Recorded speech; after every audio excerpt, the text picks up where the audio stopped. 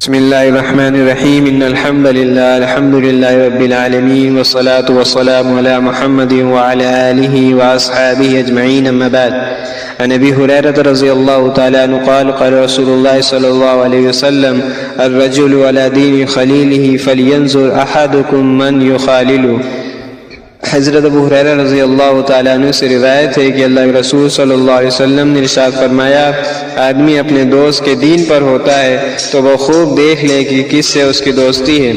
یہ ایک حقیقت ہے کہ آدمی جس سے محبت رکھتا ہے، دوستی رکھتا ہے، اسی کے ساتھ اٹھتا بیٹھتا ہے، اسی کے طور طریق کو پسند کرتا ہے اور اسی کے مطابق زندگی گزارنے کی کوشش کرتا ہے۔ اور یہ بات بھی عام مشاہدے کی ہے، دوستوں کا رہن سہن عام طور پر ایک جیسا ہوتا ہے اور مزاج میں قرب و اقسانیت ہی اکثر و بیشتر دوستی کا بیش خیمہ بنتی ہے۔ بہترین دوستی وہ ہے جو اللہ تعالیٰ کے لیے ہو، جس میں ایک دوسرے کو نیکی پر آمادہ کرے اور برائی پر نکیر کرے، ورنہ دنیا کے اعتبار سے یہ وہ دوستی ہے جو آخرت میں دشمنی سے بدل جائے گی۔ اللہ تعالیٰ کے ارشاد ہے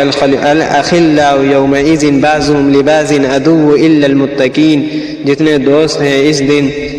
ایک دوسرے کے دشمن ہوں گے سوائے تقوی والوں کے، کیونکہ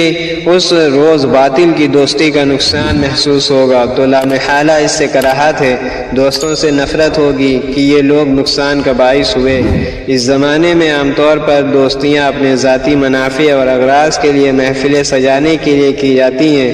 جس کے مفاسد روز افزوں ہیں کہ عام طور پر یہی دنیا میں بھی بربادی کا سبب ہوتی ہے اور آخرت کا نقصان اپنی جگہ پر ہے۔ بلا صبح اگر یہی دوستی اللہ کے لیے ہو اور اس میں دو مسلمانوں میں صرف اللہ کے لیے محبت ہو تو اس کے بڑے فضائل حدیث میں وارد ہوئے ہیں۔ حضرت علی کرم اللہ وجہہ سے مصنف عبد الرزاق میں ایک روایت منقول ہے کہ دو دوست مومن تھے اور دو کافر۔ مومن دوستوں میں ایک کا انتقال ہوا اور اسے جنت کی خوشخبری سنائی گئی تو اسے اپنا دوست یاد آیا، اس نے دعا کی، اے اللہ یہ مجھے بھلائی کا حکم کرتا تھا، برائی سے روکتا تھا اور موت کو یاد دلاتا تھا،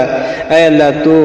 نے جو نعمتیں مجھے عطا فرمائی ہیں اس کو بھی مرنے کے بعد عطا فرما اور دنیا میں اس کو گمراہ نہ کر۔ کہا جائے گا اگر اس کی نعمتیں تمہیں بتا دی جائیں تو تم رو کم اور ہنسو زیادہ۔ پھر جب دوسرے کا بھی انتقال ہو جائے گا تو دونوں کی ارواح جمع کی جائیں گی اور دونوں کو ایک دوسرے کی تعریف کرنے کا حکم دیا جائے گا۔ اس کے برخلاف جب کافر دوستوں میں سے ایک کا انتقال ہوگا اور اپنی بدعمالیوں کے نتائج دیکھے گا تو کہے گا، اے اللہ میرے دوست ہی نے مجھے بہکایا تھا، تو اس کو بھی جہنم میں مزہ چکھا۔ پھر جب دوسرے کا انتقال ہوگا تو دونوں کی روحیں جمع کی جائیں گی اور ایک دوسرے پر لعنت و ملامت کا حکم ہوگا۔